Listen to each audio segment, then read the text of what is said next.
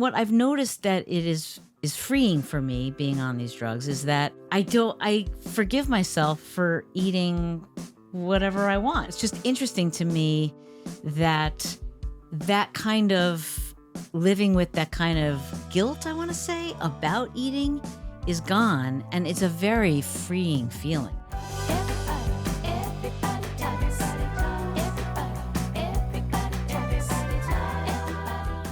Hey, everybody, I'm Lori Shulwes. And I'm Jen Giamo. And welcome to another episode of Everybody Talks, the podcast where we explore the wide world of wellness. Sometimes we talk to experts, sometimes we just talk to each other, but we're always talking to you. Every week, we discuss topics from nutrition and exercise to mindfulness and self-care. And today we are talking all about nutrition and healing your relationship with food, among a lot of other things. So let's get started. She is a celebrity dietitian, nutrition therapist, and author with a bachelor's degree in kinesiology from Tulane and a master's in human metabolism and clinical nutrition from Boston University. She's very impressive. Yes. She spent more than 25 years helping people lose weight and keep it off through her private practice in LA, as well as in hospitals, sports clinics, addiction centers, and universities. In her book, This Is What You're Really Hungry For, she breaks down the science to get your whole body on board. And since we only made a small dent in what she had to share, we've invited her back to continue the conversation on all things nutrition and weight loss. Please welcome back. Wait, all right. Please welcome back. Please welcome back, Kim Shapira. You know what? Thanks for having me back so soon. For people who didn't listen to our previous interview with you, which I don't know why they wouldn't have. I know. Just remind us a little bit about yourself. Okay, so I'm 51. I'm a mother of 3 daughters. I live in Los Angeles, and I've been in private practice since like 1997, a very, very long time. And I started off very young, knowing that food could make somebody sick or healthy. And I wanted to pursue a career where I could help people be healthy. You know, I thought everybody wanted that as badly as I wanted that. And I learned very early on in my practice that people were really good rule followers and could follow a diet, but without really listening to their body, they were never going to have sustainable results. And so I quickly started seeing similar patterns in the way that I shopped and the way that my clients were eating. And so I realized I had to work on myself. And through a series of, yoga classes and spiritual psychology programs and neuroscience and different lectures, I started really understanding that the most important thing was listening to my own body. And as soon as I was able to put something I really wanted to buy on hold and walk away, I also realized I didn't want it as badly 15 minutes later. And so that kind of became how I started training my clients. Wow. That's so funny. Yeah. I love the shopping analogy. Yes, I know. I forgot. Yes. I'm remembering now that you we both talked about are that. shopping. We're both shoppers. Yes. Yeah. It's so true. And it's like, so do you feel like when you tell your clients, just kind of take that pause, wait 20 minutes, 15 minutes, see if you really still want that food? Is that kind of like, exactly. yeah. I mean, Okay.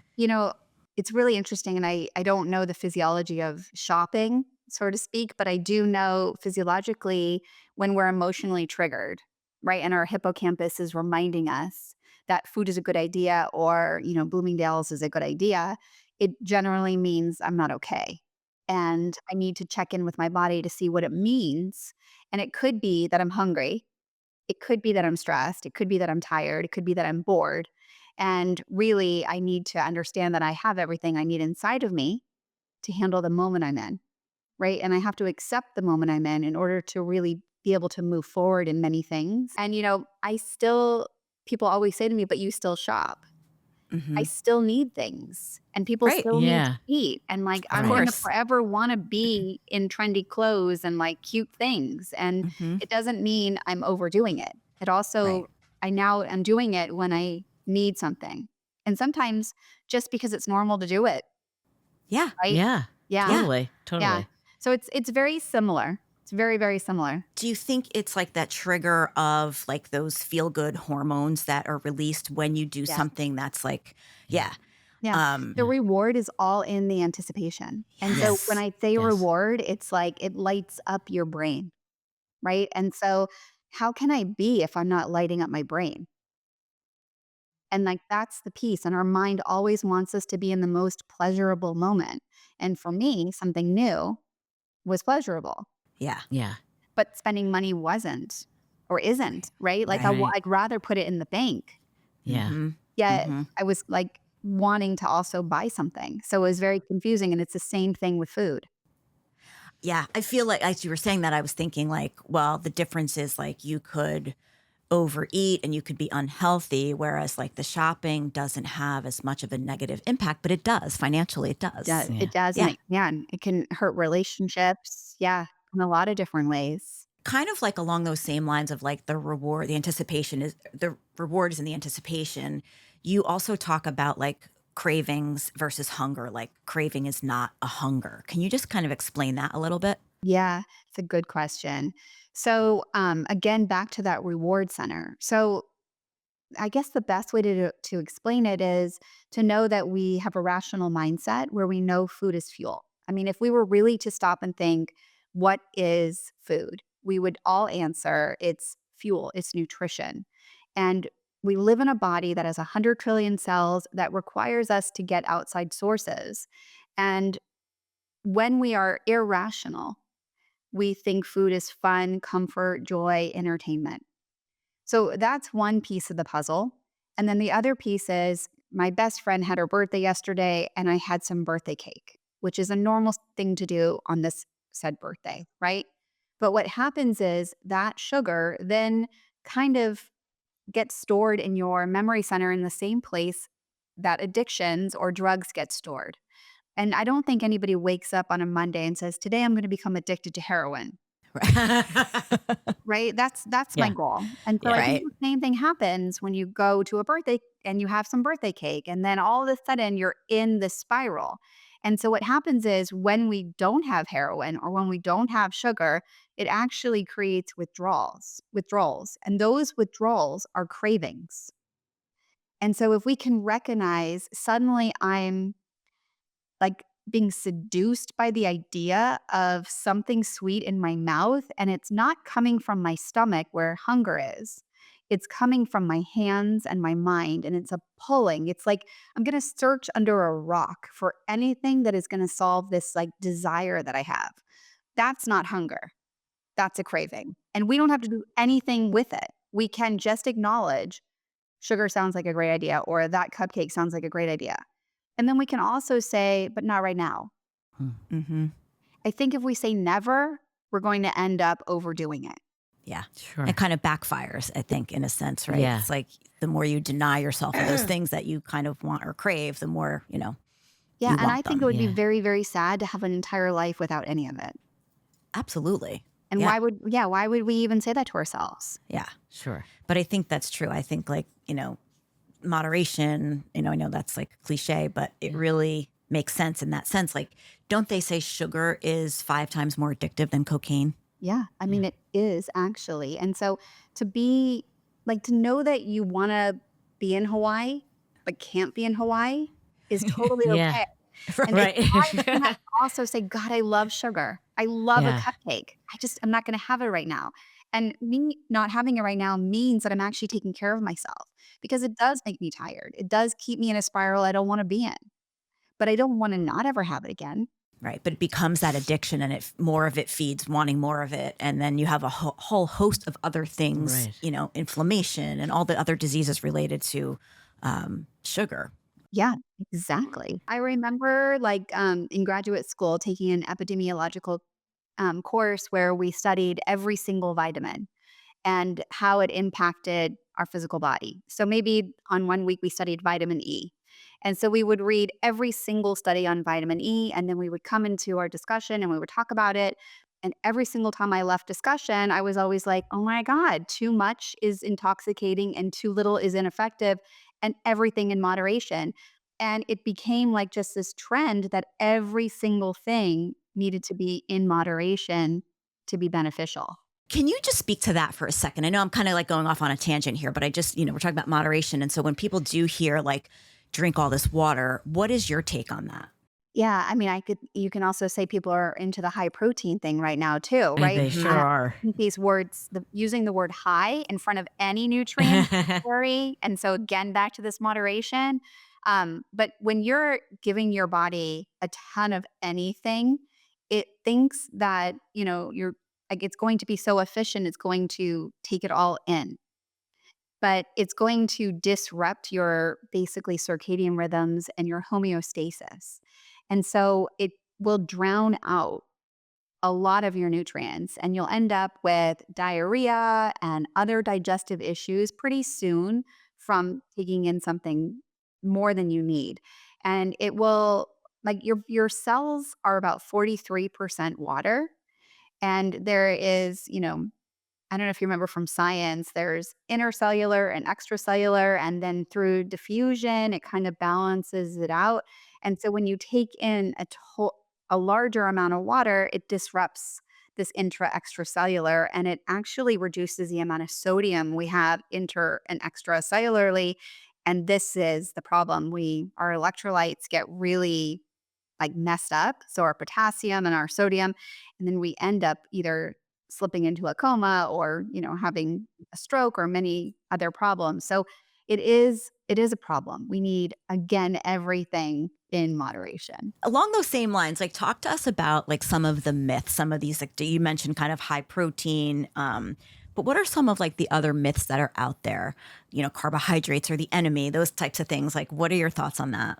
I mean, I think I was just asked the other day, like, how I feel about keto and carnivore and, all the other, diet trends, whatnot. And it's just, they're not sustainable.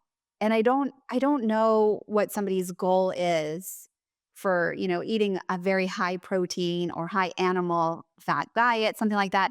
And I personally think everybody is after the same thing, which is to have peace around their health and their body. And so, like, I think the theme today is really moderation, Yeah. Yeah, Yeah. right? To make definitely. sure you're getting everything. And, I was talking to somebody yesterday and, they have slightly been depressed for a little while and they haven't really been eating fresh food and didn't realize that they were eating a lot of things that were in packages. And, that also is going to impact the way that they feel. That's going to be higher salt. So then they're going to feel a lot more inflammation and their digestion's going to be off. And anytime we're off, you know? And so really finding a place where you don't follow a trend, so to speak, but really listen to what your body needs. Like like celery juice, for instance, like that could be good for a lot of people, but for a lot of people it causes diarrhea and nobody's really talking about diarrhea and how bad diarrhea is and what that really means, you know? Depleting Yeah. all your nutrients and all the minerals that are It's your. I mean, it's funny. Now I'm going to be too TMI. I talked about this too 100 times about this FODMAP diet Oh, that I went on and how I learned that I needed to avoid, what is it? Cruciferous. cruciferous So the other vegetables. day there were Brussels sprouts in our office and we get lunch ordered in and I ate the Brussels sprouts because they were delicious, but I didn't have like a pile of them. But just that little bit sent my stomach Did into it? a revolt. Yes. I mean, Yes. what can we talk about how to heal your stomach? Well, I need to reveal something to you, and a question I want to ask you is that I'm on one of these GLP-1 agonist drugs. Okay, so I'm on Zepbound right now, and I've been on it for like 4 or 5 months. And it's funny talking about cravings, and also you were talking about the last time we spoke. There was something the way you view food, Hmm. and what I find the most interesting as someone who I feel has been addicted to food. I want to say my whole life. I would say at least from college on, to look forward to craving certain things, comfort in food when I'm bored. I mean, I fit, like, you could check all those boxes. And so, um, on these drugs, it's so interesting to me how your whole brain is reconfigured. Like, you're in there, the other you is in there, but it's really changing my whole view of food. I was saying to Jen last night, we were lucky enough to be invited to a media preview of a restaurant, an Italian restaurant.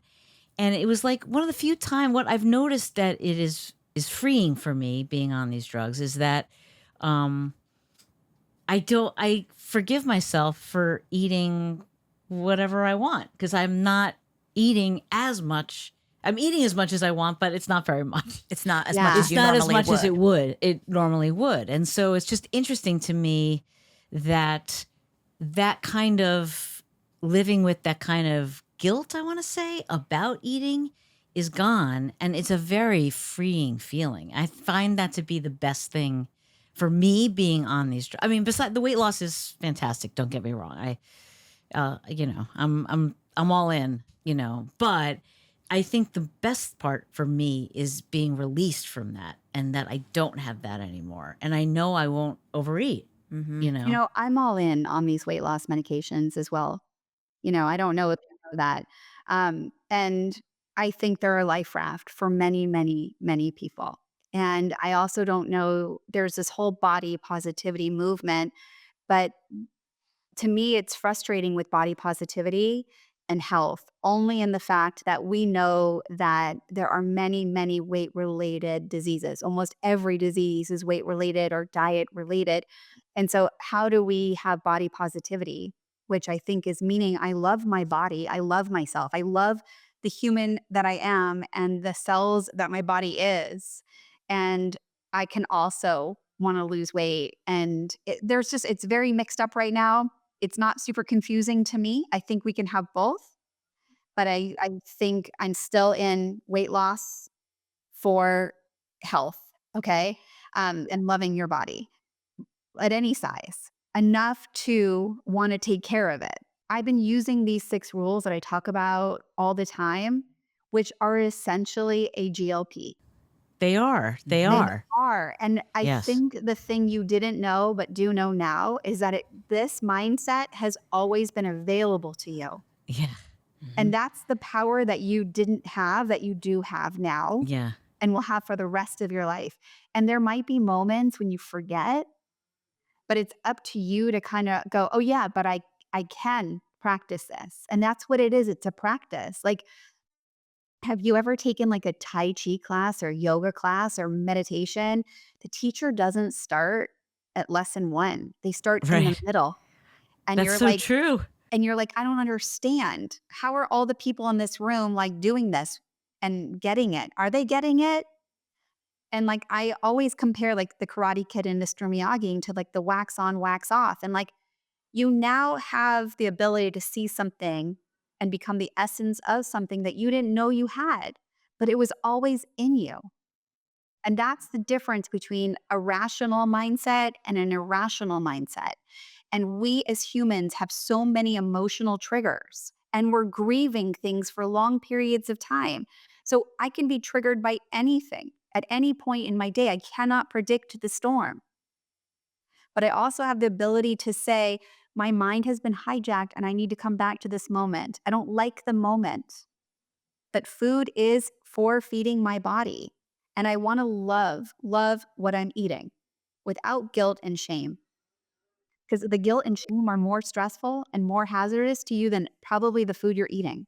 It totally is. I mean, it's funny. I want to say that I feel like a lot of time has been freed up. And I know that doesn't really make any sense, but I feel like I spent a lot of time what I want to. I want to eat this. I can't wait to get home so I can eat this. I want to do this. I want to eat this. I want to go to this restaurant. I want to go here. I want to go there. And now that's gone, and you feel like, oh my God, I have all this time. I mean, I have the same amount of time, but that I still don't manage very well. Yeah, no, you But don't. it's freed up. Wait, Other hold on, hold thoughts are on. taking place. Yeah. And I would say, like, it's the same with shopping, by the way, or not drinking, or not, Yes. smoking, or Yes. all the things. But this is the human experience. And now you have this opportunity to fall in love with things that are more in line with how you want to be. That's where the time should be spent, because you're going to have this time. So what are you going to do with the time? Yeah. And I do know that when I'm hungry, I am actually hungry. How Like do I'm you know? not, How do you I know? know. I don't know. I really don't, I'm not thinking about food Until you're physically until I'm hungry. physically hungry. And then I'm like, oh, I should eat something now. Like Yeah. it's a And very strange experience. Duino, Yes, yes. And Right. I have a very good friend sitting next to me who is in this health and wellness field, and she's constantly like, did you eat enough protein? Are you eating enough? She gave me like a kind of a meal plan. And I said to her, I'm like, I can't eat all this food. Like, it's Yeah. just like not possible. But I have someone keeping an eye on me when someone says to me, it's like, be careful, don't worry, blah, blah. And I'm like, no, no, no, you don't understand. Like now all of a sudden I am writing down everything I eat. Now I am working out in a much different way. Now the water is a thing that I'm trying to work on for sure. It's We difficult we for all me. are. We all are.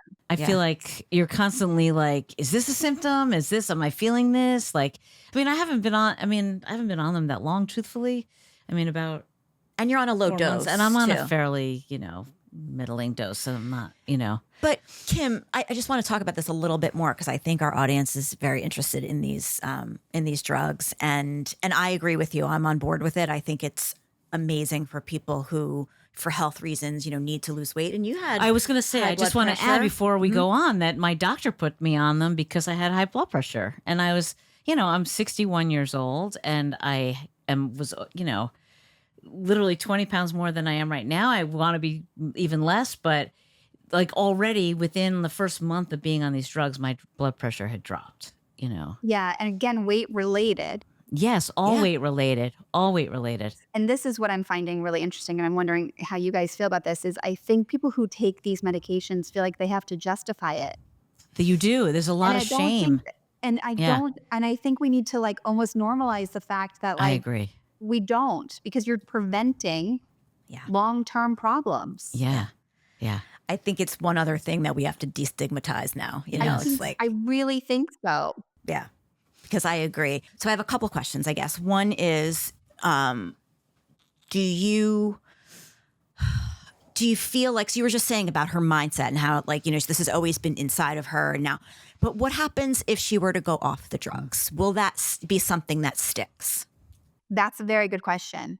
And that's up to her, just like it's up to you and me every single day. Right.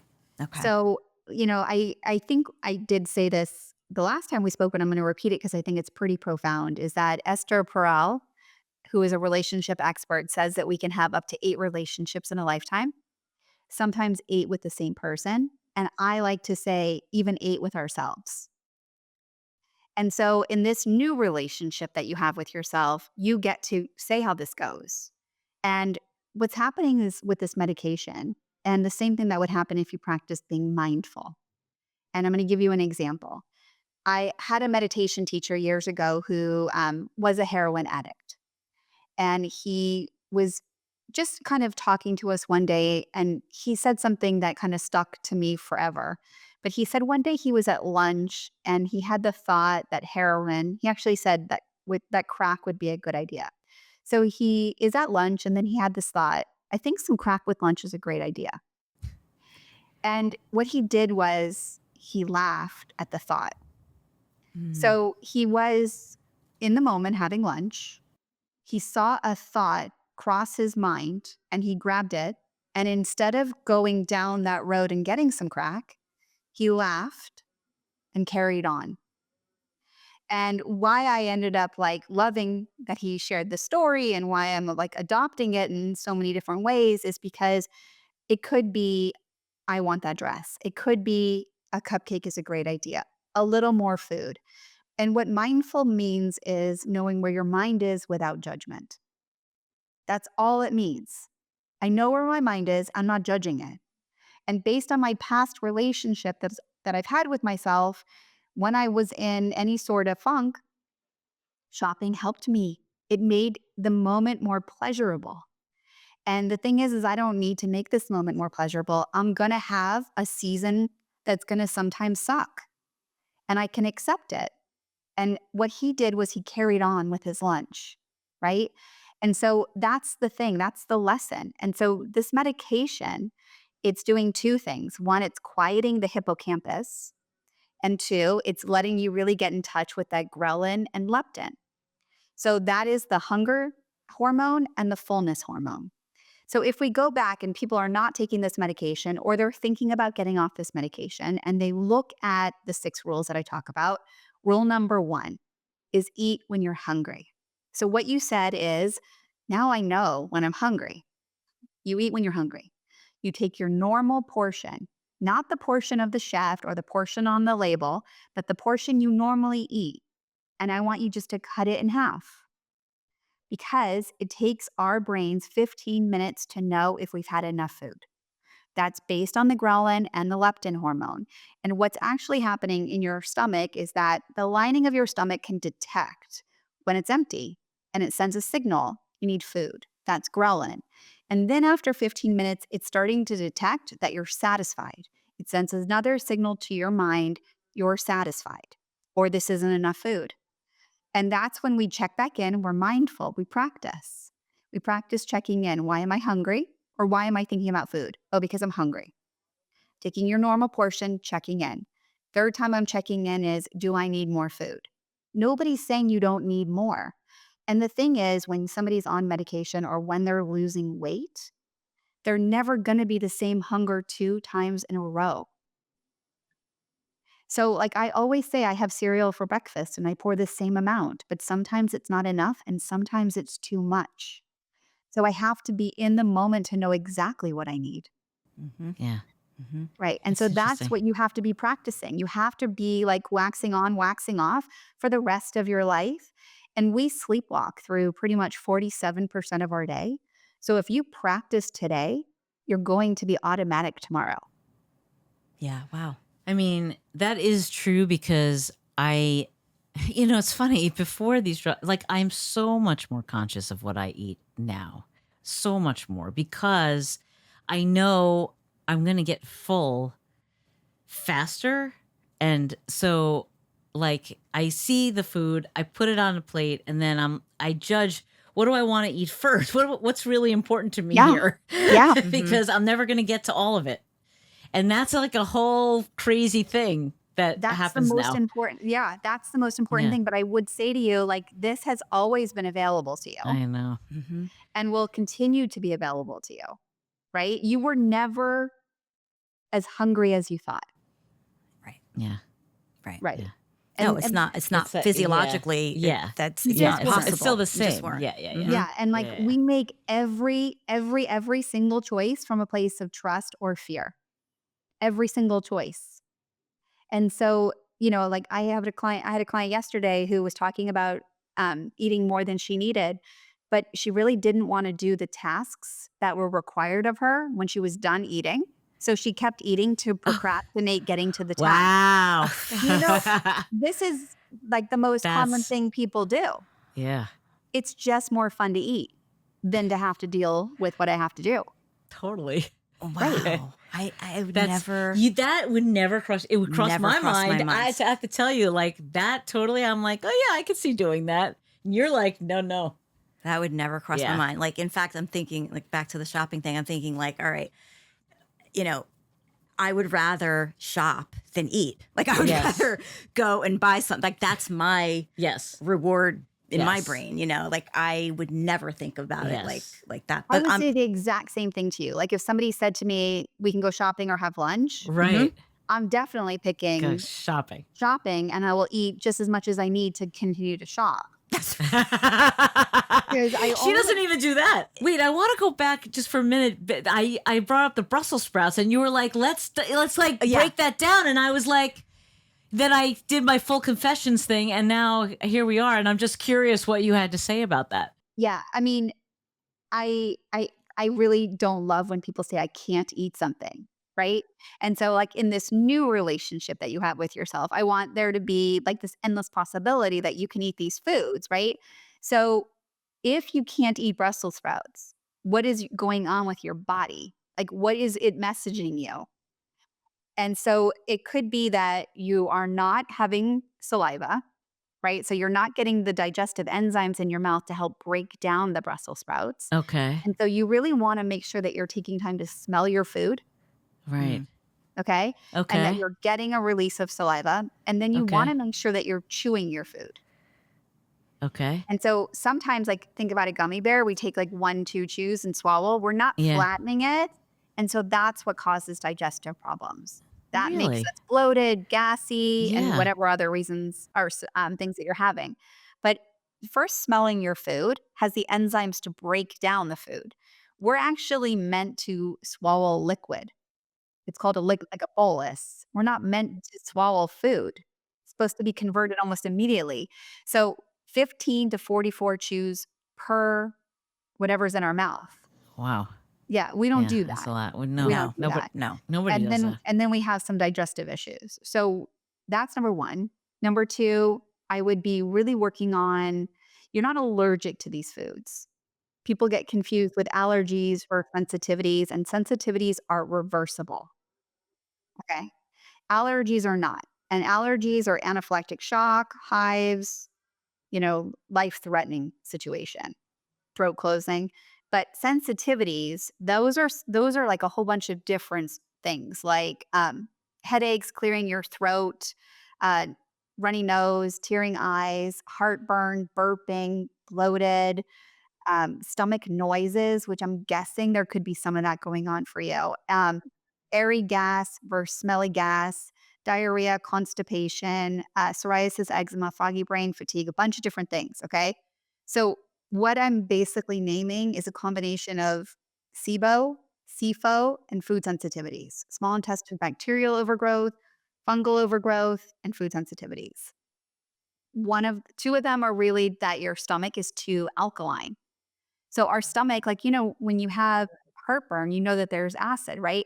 Our stomach is made up of acid. We need that acid to break down food, viruses, bacteria, fungus, yeast, things like that.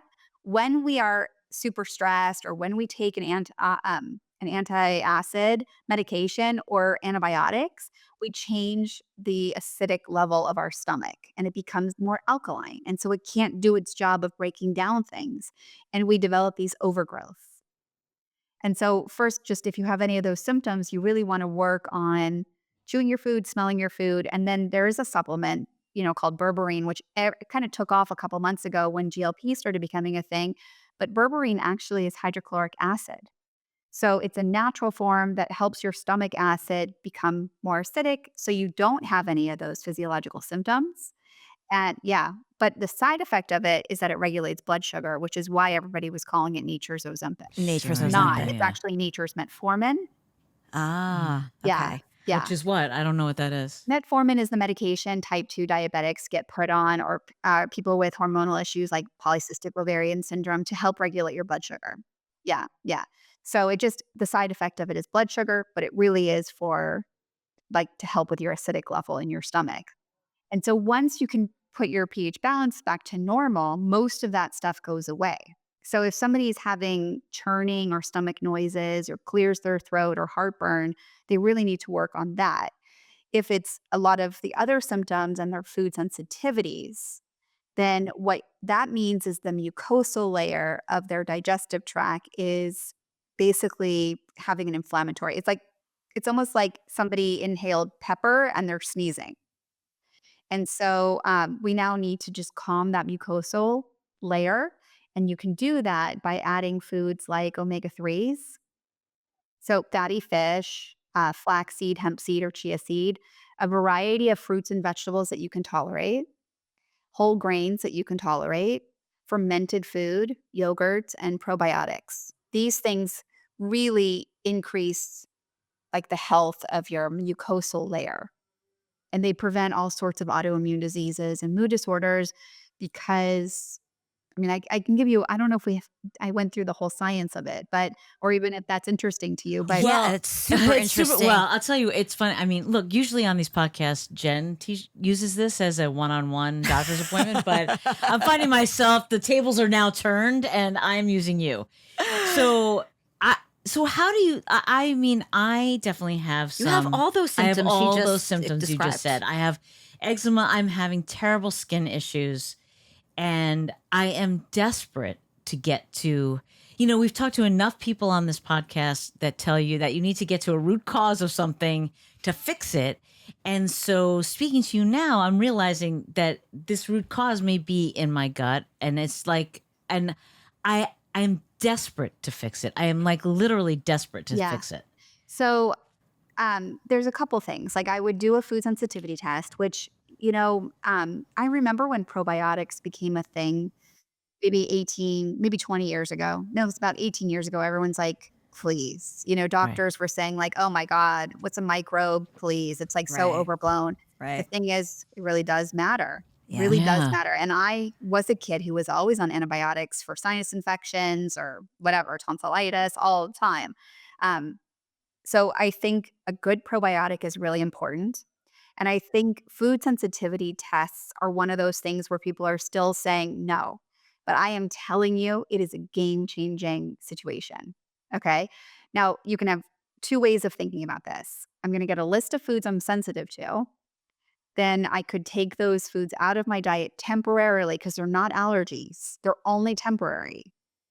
Now, for somebody who has any sort of disordered eating or eating disorder, the idea of removing those foods feels very, very scary. And I would not recommend that. I would instead would recommend just adding all the things we talked about. The omega-3s, probiotic, fruits, vegetables, whole grains, fermented food. Okay.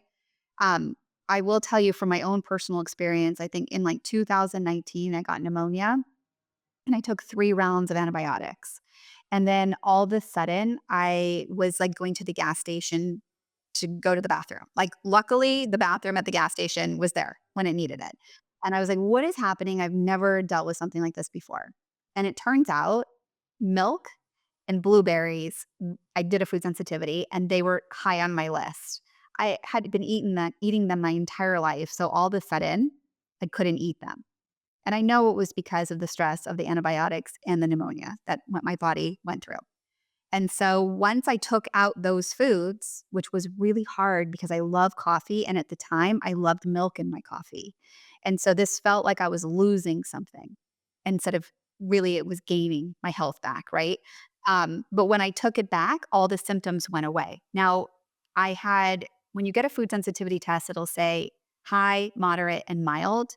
Milk was on my high.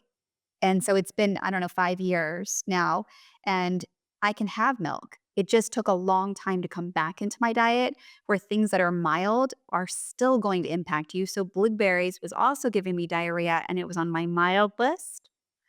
And now I can have blueberries, no problem. They came back sooner than milk came back. But now I like, have Kugel during the holidays or whatnot, and I have no problem with milk. I just don't go out of my way to have it.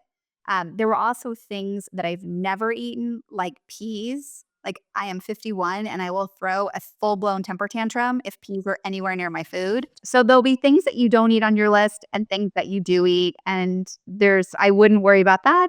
It's just, I think, important because everybody has their own personal list. Where do you find, how do you do that? Well, I use the Everly. Oh, you Everly's, do? Oh, you do? Yeah. Okay. Okay. Yeah. All right. Yeah, you can get that on their website. We can link it on this podcast and you can Sure. get it Okay. on Amazon as well. Okay. Yeah, and then you basically get the kit within 24 hours. It's a little bit of a blood test, and then about 5 or 6 days later, you get your list. And, some people are just in total denial, and that's fine. You can, just kinda see how the food affects you when you eat it. A food will affect you since we're looking at the proteins inside food. It will affect you between 2 and 4 hours after you eat it, but up to 3 days. So it could have been the Brussels sprouts yesterday. Right. It It could could have have been been something else. something else, Something and else. you're just Yes. thinking it's the Brussels Yes. sprouts. Yes. Yeah. Yeah. No, that's interesting. Wow. But just as Super she interesting. was describing all those I things, mean, I'm you like, said those you're checking symptoms, all those and boxes. I really am checking all those boxes. And it's funny because I would say I'm a person that pretty much eats the same thing every day.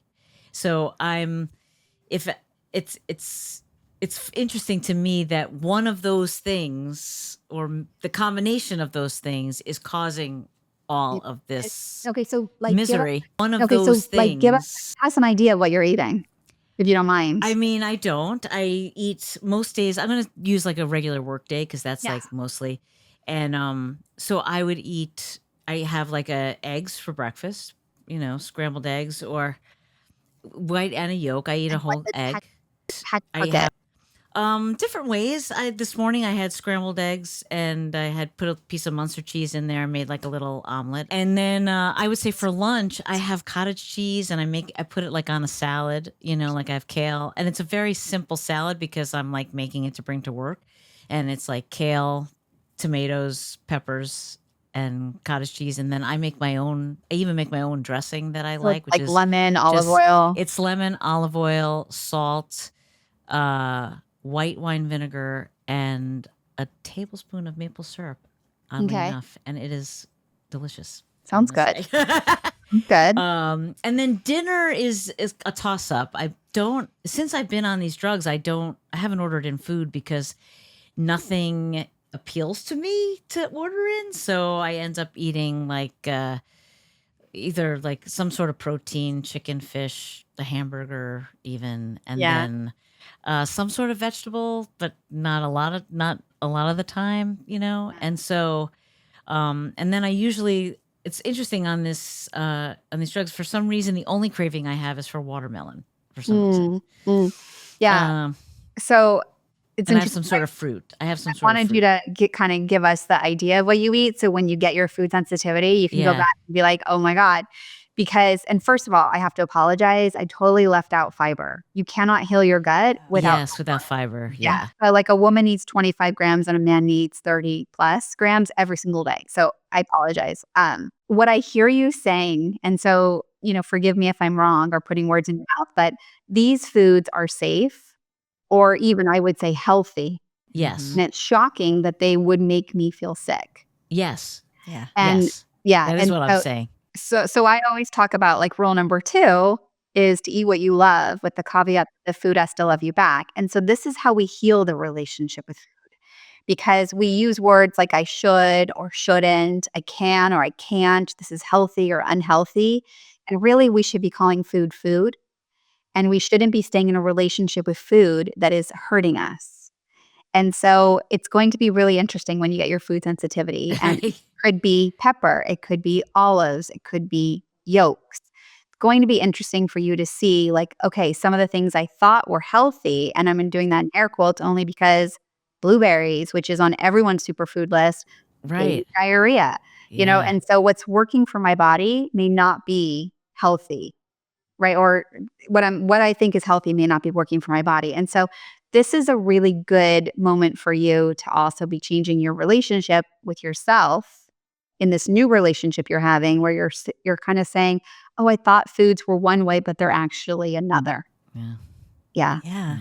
Yeah. I love this for you right now. I think when we think food is fuel, right? I think this is generally how I want most people to be viewing food, for sure.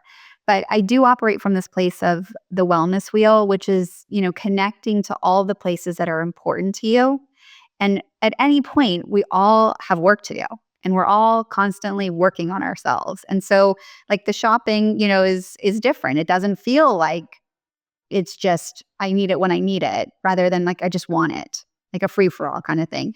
And so I think all of us can be looking at the wellness wheel, which, is a cute little thing that I have everywhere. But it's the idea that like, am I connected to all the spokes on my wheel at a 10 out of a 10? And when we are doing the best that we can, then shopping and all the other things become less important or only one important part of our life. Yeah. Yeah. Well, yeah. I mean, it's also indicative of other things. I mean, I have another issue of like clutter and like not. I want to say hoarding to some extent, but not in a dirty way. Yeah. I want to like make that clear. Like Yeah. I don't think that I'm dirty. I don't know if she may disagree because I- I'm not as I- clean as her. So Well, okay. yes, No, go ahead. No. But I'm saying that also was very indicative of how you kept yourself. It's like now I'm not as like I don't feel as slothful or slovenly, or any of those negative terms. God, because those are some like big really words, right? gross words. But when you are carrying around more weight on your body than you want to, without saying like you're overweight, any of the other words that you would use for yourself, you also that's like an armor that you have, and that's what the stuff is too. I'm waiting for the stuff to she's be waiting for the cleaned stuff up. to disappear. She's saying like the next time I come on the podcast, You're a regular, Kim. You're a regular. right? And like, it's not going to be as important. And like, that's the thing. Like, I do love that quote from Perks of Being a Wallflower, where the principal says, we accept the love we think we deserve. Yes. And I think it's personal. Like, how am I Yeah. accepting love to myself? Totally. Right. And so, again, you might need the things you have. Yeah. They make you feel safe. But She doesn't need all the things she has. I know. What were Kim. you going to say when I was saying that I wasn't dirty? Are you going to say that I am? No, I wasn't going to say that. I was just going to say there is a hoarding situation. But I would say it's a lie. The fact that I mean, I'm not like going to die under like a pile of newspapers, and they're not going to just find me. Yeah. But I have a lot of stuff around. You know? But how unsafe would it be for you to give that stuff away? Yeah, it's very difficult. And the more you feel safe, the easier it is to get rid of those things. So like that's the challenge, right? Is to recognize you actually are so totally safe. Yeah. Mm-hmm. You are. Just in this moment. We don't have to think about 5 minutes from now. That's not being mindful. Yes. That's so hard to do. It is so Kim. hard That's to do. so hard to do. It's training. Because training. Practice. Yeah. I mean, just in regards to the stuff, it's, my father passed away 4 or 5 months ago in March. And we went through his stuff, and now we have a storage room full of his stuff, my stuff from his house. And my sister, who is not as emotionally attached to things, I would say is the opposite of me in a lot of ways, is going with, someone else to help clear that stuff away. And they're the perfect people to do that, because I have a big difficulty letting go, because you feel like you're letting go of that person too, when you're not. The person is, my dad is here with me all the time. Oh my God, I'm going to cry now. Just made myself cry, Kim. But, understanding that is really difficult. Yeah. There's no and timeline. really difficult. There's no timeline that you have to be in to heal about that. And again, I feel like maybe I did suggest this to you because it's so new in my mind. But when my brother was growing up, and he's younger than me, my mom took all of his toys, like his army soldiers, his cars, like all the things he used to play with. And she had a picture painted of all of his toys. And so he has that hanging in his apartment still. And he, is much older now. But he never got rid of them, and I love this idea for you too, is to, take a compilation of all the things that are important and then have something painted. I love that. Wow. I love that idea. That's something I've never heard before. I never heard that before would never either. think of. No. No. So maybe I did mention it last week. Okay. No, I don't you think didn't. you You did. didn't. I don't think you did. I don't think you did. But I did remember looking at something on your Instagram, which, by the way, your Instagram is beautiful. Thank you. I It's so pretty.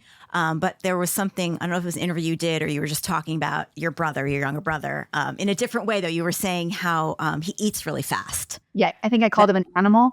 Yeah. A what? An animal? When he was younger, we used to think he was like an animal, the way he would eat. That's funny. Food. Yeah. So quick. Wow. Yeah. That's funny. Wow. Yeah. But, a lot of us eat quickly. Yeah. And like you said before, it's like know. that's part of the problem. It takes your stomach a little bit to tell your brain that you're full, right? Right. And so, I think I had this great conversation years ago with a gastroenterologist about how in the old days we used to hunt and gather and cook our food. And so we would be primed and ready to eat. Now we're not giving ourselves that time. And so we're missing out on all of those very important enzymes and mechanisms. Like our digestive tract is from our mouth to our anus, and our mouth has a job, and we do not use it. Yeah. Wow. And all those sensory things that we miss out on when we just are shoveling food in our mouths. Yeah. Sure. Yeah. Starts in your mouth. Well, once again, this was amazing. Great conversation. We love talking to you. Yes. Thank you so much. Thanks for all the advice. I want to know exactly. I know. I definitely will follow up with you. For sure. Oh my God. And then just tell our guests, just tell our listeners real quick where they can find you, how to reach you. Find me on all the social sites at Kim Shapira Method. I'm everywhere that is social. Okay. All right. Awesome. Yeah. Kim, thank you again. Thank you so much. Kim Shapira, thank you so much. We'll talk to you soon. All right. So that was I felt like I finally used this podcast for myself. which I rarely do. We Yeah. always let you do it. She gave you such good Oh my God, such good information. advice. I'm definitely ordering one of those food sensitivity the food things. sensitivity That's really test. interesting. And we've further determined you and she are the same person. We are the same person. I know. I'm so like sad that she lives in LA I because know. I feel like we would be like buds. be friends. Yeah. We say that about a lot of people that come on here, though. We just think everyone wants to be our friend, don't they? Though I mean, You know. but no, I want to be her friend. I know. That was, I mean, I feel seen. You feel seen. I feel I'm so seen. glad. I'm so glad you feel seen after all this time. After all this time. But it is interesting because I asked her a lot of things that I didn't get to ask her last time. Yeah. Especially about the GLP-1 drugs, and how that's affected Mm-hmm. my brain more. Everybody thinks those drugs are about losing weight, but it's really about changing your mind. It's to me about changing your mind. And that's how it helps you to You change how you look at food. Mm-hmm. It's so important to like. Well, like she said, Yeah. that's in all there. of us. It's Yeah. in all of us. It's just how you have either grown up with food or how Yes. you like the patterns that you've Yeah. developed over time, and that's ingrained in you. And so you start and you tell yourself, I'm Right. addicted to food. I'm this, I'm that. Right. And it's like, well, And you yeah, don't have to be. You don't have to be. Yeah. So, All right. Interesting. Another very good one with Kim Shapira. I'm Lori Schulweiss. and I'm Jen Giamo. And this was Everybody Talks. Talk to you next time. Take care. For more information about our podcast, to learn more about us, and to catch up on all of our episodes, go to our website at everybodytalkspodcast.com. Follow us on Instagram at Shuli, at Jen Giamo, and at Everybody Talks. And if you want to watch today's episode, go to our YouTube channel at Everybody Talks Podcast. Join the Everybody Talks community by checking out our Patreon page, where you can become an exclusive member of our wellness group and be a part of the conversation. And don't forget, if you like what you've heard, give us a 5-star rating, write a review, and tell a friend. We're for everybody and everybody. The Everybody Talks podcast is co-created, executive produced, and hosted by us, Lori Schulweiss and Jen Giamo. Produced and edited by Station 16. Our theme song music is written and performed by Jackie Ryle and Aaron Navisi, with additional support from our pups, Oliver, Milo, and Murray. Talk to you next time.